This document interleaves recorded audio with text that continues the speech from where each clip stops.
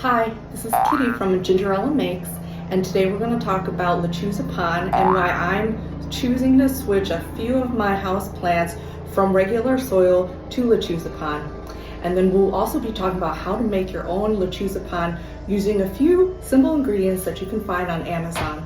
First, I'm going to remove the hoya from its pot and kind of try to clean out the roots a little bit. I mean, it doesn't have to be perfectly clean, but you want to get as much as you can off. And I'm not very particular as a plant person. I'm a little bit lazy as a plant person, so I don't do everything. I don't take every precaution. Like, for instance, this Lechuza Pon, they say, oh, you need to rinse it out before you use it, but I didn't. So it's doing fine though, and every once in a while I'll clean out this reservoir, and eventually it'll be clear. But if this bothers you, you can basically put this in another pot, a more decorative pot, and you'll be fine. So let's take a look at what we have here.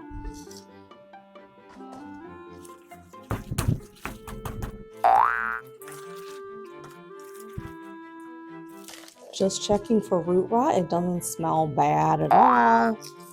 Looks like it's pretty good. I got this on sale at Menards, only $12.99, so that's nice. I'm sure I could propagate this somehow. Well, I'll try to figure that one out in the future, but looks like well, maybe it is just a matter of separating these like this, so I could probably make a whole bunch of these. And maybe from these little leaves with some nodes on them. So some people take a stick, a chopstick or whatever, and try to remove as much. I don't use a stick. I might use like this bowl of water here and just kind of wash the roots in it.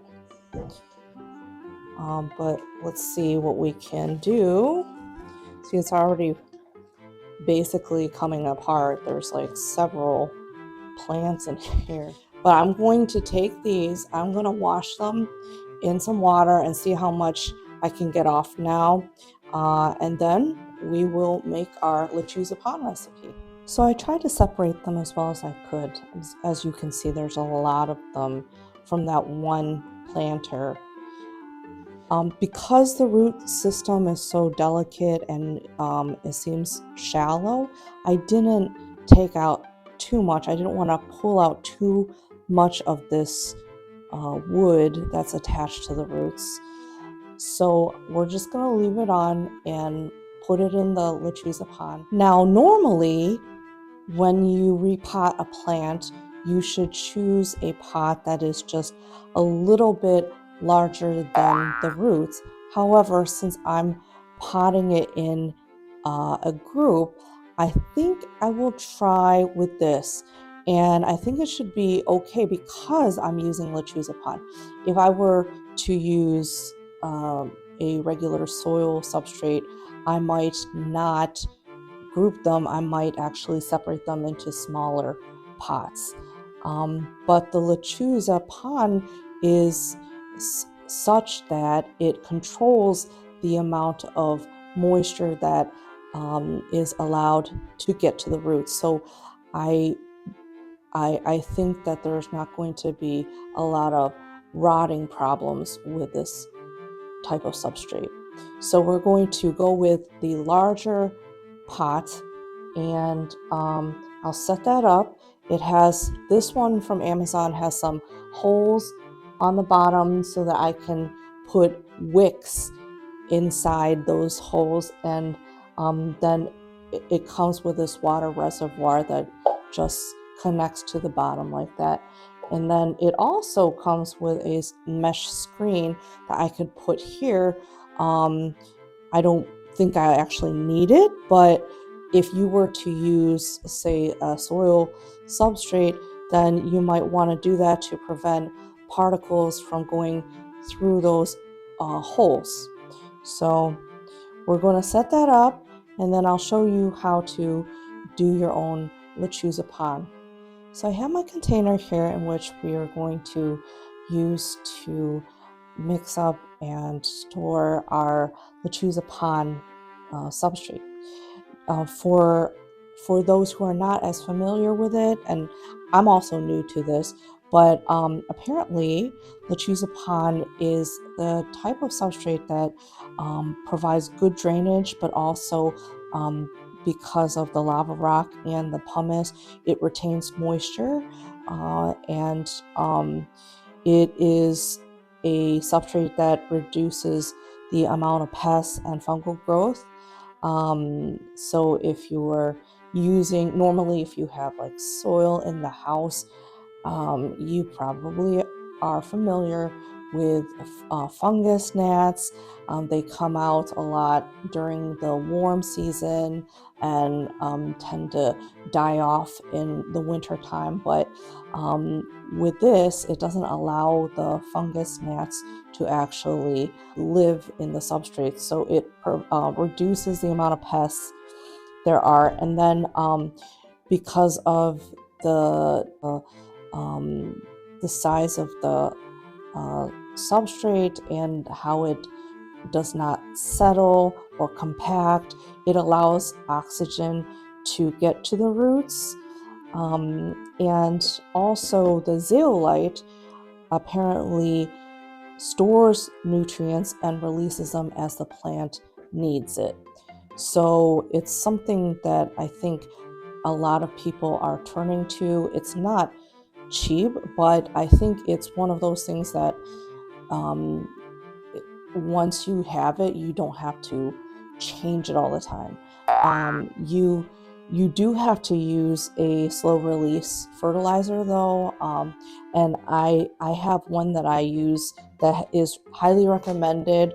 This is called Tizula Plants MSU fertilizer, and it's a 13-3-15, 13% nitrogen, 3% phosphate, 15% potassium. But this is like the go-to for plants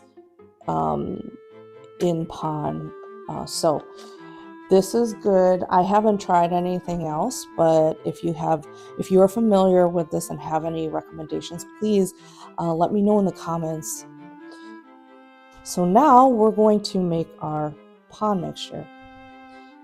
The ratio is 1 part zeolite, 1 part lava rock, and 2 parts pumice. So I'm gonna put the pumice in because I'm just gonna put it all in here. I don't want extra bags of pumice laying around. And so I kind of gauge by what it looks like how much that I should put in of the other parts. So zeolite here, it's almost, in fact, sometimes I just put the whole thing in, even if it's not perfectly. I'm just gonna put the whole thing. So it shouldn't really hurt it. And then I have lava rock that has some zeolite in it, so but it's okay. This is a lot of lava rock, so I shouldn't put the whole bag in here.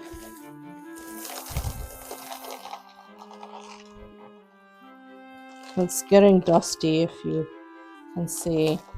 Yeah, which is probably why people do kind of wash it out, because it will like get down into that water reservoir, and maybe it will affect the uptake of the water, but I have not. I mean, my plants are alive and they're doing well, and the water is disappearing, so I think it's okay. Just gonna mix it up.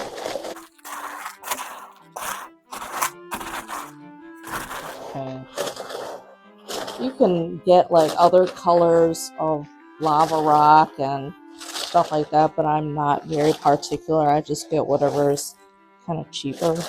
And all these I got off of Amazon. I forgot exactly how much it was, but I think slowly I'm going to be transitioning a lot of my indoor plants to this. I want to see though, like what happens in the summer when I take my house plants outside, because last year I took them outside.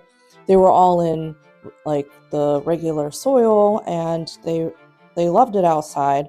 But I want to see like what happens if I use these self-watering planters outside, and if it would be harder to control the amount of water, and if they will, I don't know what will happen. So I'm going to test that, but I do think that I'll slowly move towards using this indoors because it's just so much more convenient and the plants seem to be thriving on it. Yeah. So here we have our mixture, and then let me grab my container. I put the wicks in, I put the bottom in, and I like to kind of, when I place the rocks in, I like to hold the wicks up so that I can kind of have them go around the planter and get like all the spaces in the planter. So we're gonna do that. And because the roots are so shallow, I'll probably have to put a lot of rock in at the beginning here.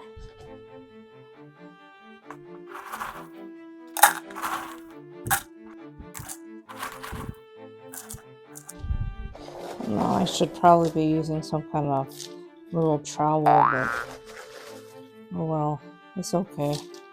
I can control the rocks better with my hand.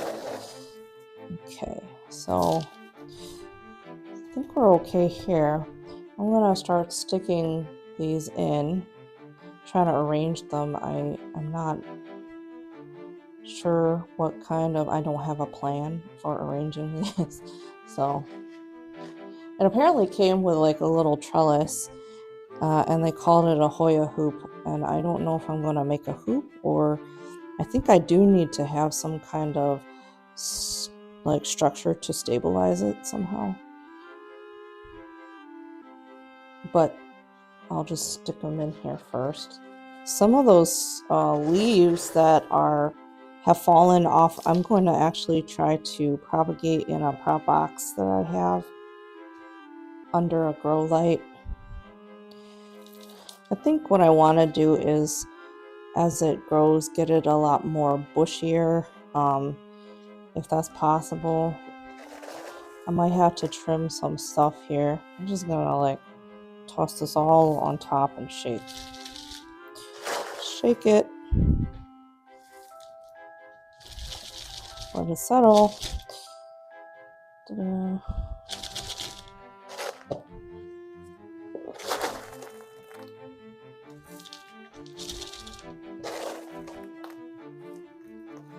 Now this reservoir, you can water on the side, but sometimes I actually water from the top so that it drips into the reservoir, and I make sure to get the rocks at the top.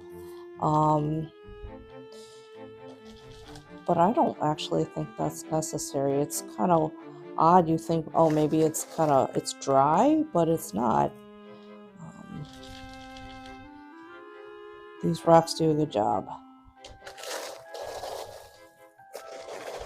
Okay, this one is not in yet. Hold on. I'll be a little aggressive. Okay. I'm not great at potting.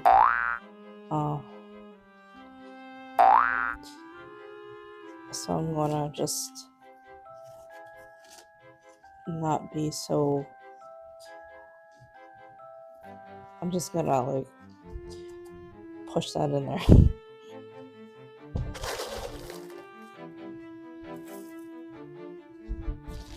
And hope for the best. Yeah, so this is my first Hoya. I'm not even sure what kind of Hoya it is. Um, I'm gonna trim this up and I'll try to give you an update um, after a few weeks to see how things go. So I've stuck the Hoya leaves that had fallen off or were kind of on their own with some root system into my moss here. And as you see, I have some peperomia growing from leaves that I had removed or had fallen off. So not everything works, but I just every once in a while open this up, take a look and see if anything is growing and if anything should be discarded. But we shall check on these also in a little bit.